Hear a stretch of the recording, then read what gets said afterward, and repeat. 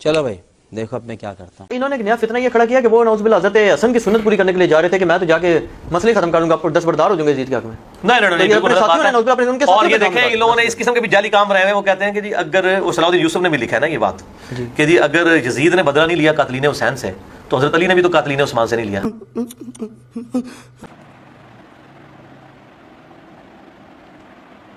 पूछ रहा है कि वो लोग ये कहते हैं कि वो हसन की सुन्नत पूरी करने जा रहे थे, सुलह करने। तू कह रहा है कि ये कह रहे हैं कि उन्होंने उस्मान का कत्ल किया इन साहब ने। अबे इसका जवाब तो दे। वो कहां जवाब? अगर आप कहें तो चले मैं आपको और 2-3 लाइनें एक साथ पढ़ के बताता हूं। और ये देखें इन लोगों ने इस किस्म के भी जाली काम किए। वो कहते हैं सलाउद्दीन यूसुफ ने भी लिखा है ये बात कि अगर यजीद ने बदला नहीं लिया कातिल हुसैन से तो अली ने भी तो बदला नहीं लिया ना कातिल उस्मान से। ठीक है, अब देखें किन लोगों को कंपेयर कर रहे हैं। ये हो गया पैराग्राफ पूरा। इसका जवाब कहां है जो अली हसन नकवी ने कहा है? सब क्या देखना पड़ रहा है? अच्छा है मैं अंधा हूं।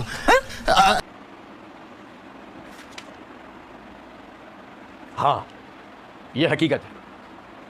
सैयदना हुसैन रज़ियल्लाहु ताला अन्हो अपने वालिद अपने भाई की सुन्नत पे अमल करते हुए सुलह के लिए जा रहे थे। और क्या सुलह?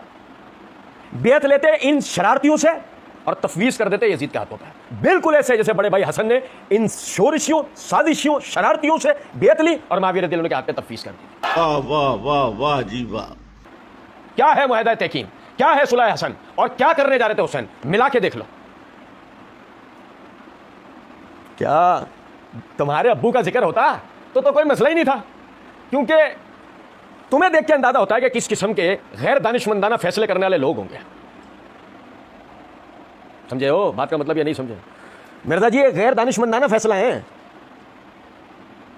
अबे मैं रोक रोक के बता रहा हूं यार, तुम फिर भी नहीं समझ रहे यार। समझ रहे हो? चलो ठीक, नहीं समझ रहे, थोड़ा सा जूम आने रहने दो। लेकिन बात चल रही है किसकी? जो अपनी जिंदगी के 50 साल जिहाद के मैदानों में लगा चुका है।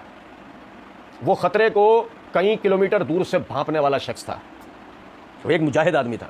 आपके अब्बू का जिक्र नहीं हो रहा, हुसैन रज़ियल्लाहु ताला अन्हु का जिक्र हो रहा है। और सुना,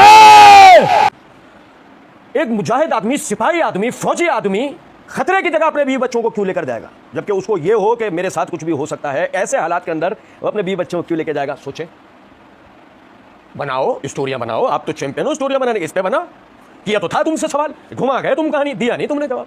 साले को बम से उड़ा दूंगा एक बार हाथ में आ जाए तो। अब इस पे बनाओ स्टोरी कि एक ऐसी जगह जहां खतरा है वहां सैयदना हुसैन अपने बीवी बच्चों को क्यों लेके जाएंगे? एक सफीर अपने तमाम सामान के साथ, जंगज़दा मुल्क में भी एक सफीर आता है अपने तमाम सामान के साथ आता है, बगैर किसी दिखाए हुए हथियार के साथ आता है। ऐसे हथियार नहीं बंधा होता, हथियार होता है उसके सामान के अंदर, लेकिन ऐसे बांधा नहीं। दलील बनकर आया हुआ होता है इस बात की कि हम अमन के ख्वाहां हैं। हम क्या चाहते हैं? और सैयदना हुसैन अपने पूरे घराने को लेके ही इसलिए जा रहे थे, अपने साथ फौजियों को लेके इसलिए नहीं गए, अपने साथ मुजाहिदीन को लेके इसलिए नहीं गए कि सामने वाले कोई तासुर लो ये तो आए लड़ने की नीयत से, लो ये तो आए ऑपरेशन की नीयत से, है फिर खून बहे, खून खराबा हो। सैयदना हुसैन इस दानिशमंदाना, इस हकीमाना फैसले के साथ गए। बीवी बच्चे लेकर, बीवी बच्चे दूर से देखते ही सामने वाले पे तासुर जाएगा कि किस नीयत से है, हमारी खैर ख्वाही की। वो अपने बीवी बच्चे एक मेहमान बनकर आए, एक फौजी बनकर थोड़ी आए, एक मेहमान बनकर आए। लेकिन वहां प्लान ए नहीं चल रहा था, वहां प्लान ए बी सी तीनों पे काम हो चुका था कि अगर ए नहीं चल पाएगा तो बी पे चलेंगे, जो भाई के वक्त में चला था, और अगर बी नहीं चल पाया था तो सी पे चलेंगे, जिसको अब तक तो कोई जानता भी नहीं था कि ऐसा भी मुमकिन है, जो हो गया। इस उम्मत का रसूलुल्लाह सल्लल्लाहु अलैहि वसल्लम के बाद सबसे बड़ा सानिया वाक़या करबला। और सुनो जरा बात, क्योंकि जब इन शोरशियों ने आपको घेरा, ये मेरे हाथ में तारीख तबरी है, इसकी ये जिल्द नंबर 4 का सफ़ा नंबर 240 है। आपने उन लोगों से कहा 3 बातों में से एक बात मेरे लिए इख्तियार करो। पहली कि जहां से आया हूं वहां चला जाऊं। दूसरी, मैं अपना हाथ यजीद के हाथ में दे दूं, वो अपने और मेरे दरमियान जो चाहे फैसला करे। या ये करो, तीसरी कि मुमलिकत इस्लाम की सरहदों में से किसी सरहद पर मुझे जाने दो, मैं उन लोगों का एक शख्स बनकर रहूंगा, मेरा नफा नुकसान उनका नफा नुकसान शुमार होगा। कातिल अगर यजीद है, खिलाफ उसके हैं, खड़े ही उसके खिलाफ हुए थे, जा ही उसके खिलाफ रहे थे, तो मुझे यजीद के पास जाने दो, कोई तुक बनती है?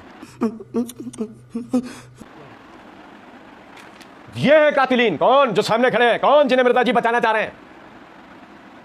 मिर्जा जी क्या बावजदाद, जिन्हें मिर्जा जी बचाना चाह रहे हैं और इल्जाम साहबा पे डलवाना चाह रहे हैं।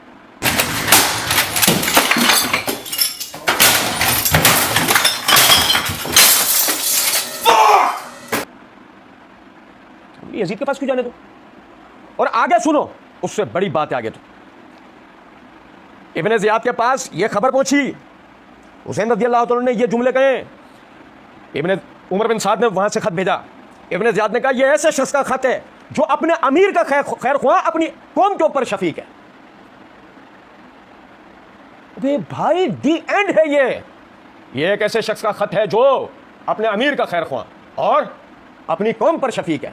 अमीर का खैर ख्वाह यानी यजीद के मुखालफत चाहते नहीं है, और कौम पे शफीक नाहक खून खराबा किसी बगावत के नाम पर चाहते, या कोई किसी के खिलाफ खड़े होकर कोई किसी के।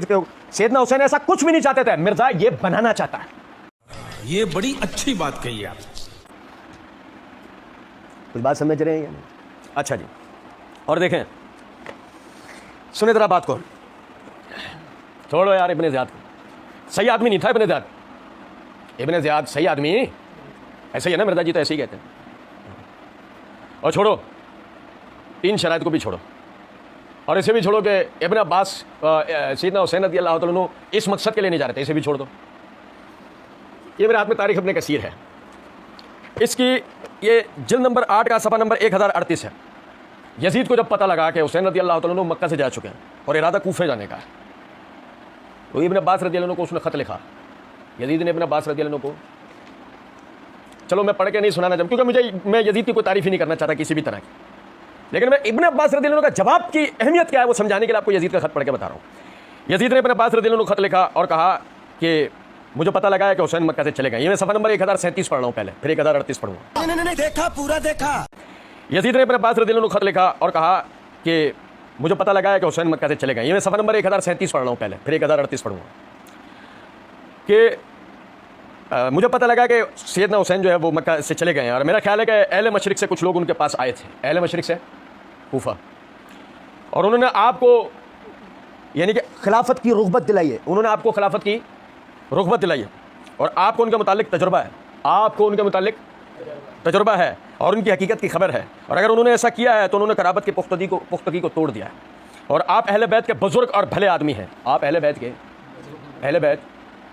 अहले बैत सारा चूरन तो बिकी इस नाम पर रहा है, सारा चूरन किस नाम पे बिक रहा है?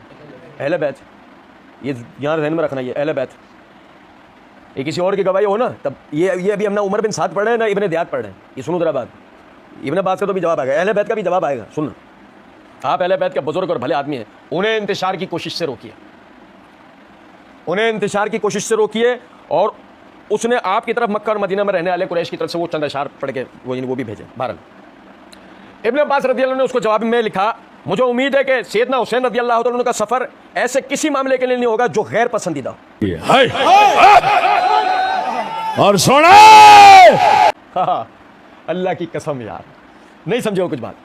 अब भाई मेरे, अगर सरसरी भी ऐसी कोई बात होती ना, सरसरी भी इस तरह की कोई बात होती, इब्ने अब्बास रज़ियल्लाहु तआला अन्हु जवाबन ये बात कहते हैं, अल्लाह की कसम उन्हें भनक पड़ चुकी थी, वो समझ चुके थे कि सैयदना हुसैन रज़ियल्लाहु तआला अन्हु, भाई समझो जरा बात को, नवासा रसूल है, ये भी नहीं कहेंगे जाकर बात को कि मैंने यजीद की बेयत नहीं की है, बेयत करके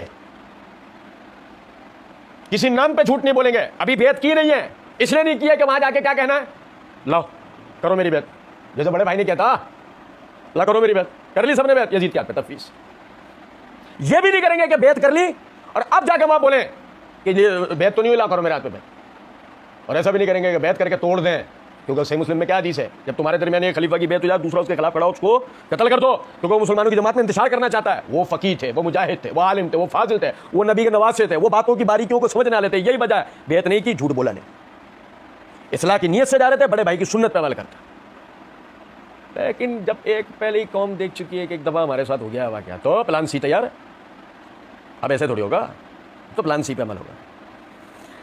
और सैयदना इब्ने अब्बास कहते हैं, मुझे उम्मीद है कि हज़रत हुसैन रज़ियल्लाहु तआला अन्हु का सफ़र ऐसे किसी मामले में नहीं होगा कि जो गैर पसंदीदा, और मैं हर उस तरीक से उनकी खैर ख्वाही करूंगा जिससे मोहब्बत बढ़ती हो और गुस्सा ठंडा होता हो। मजा आया, और मैं ये जो मजा है हिंदुस्तान के हर व्यक्ति को देना चाहता हूं।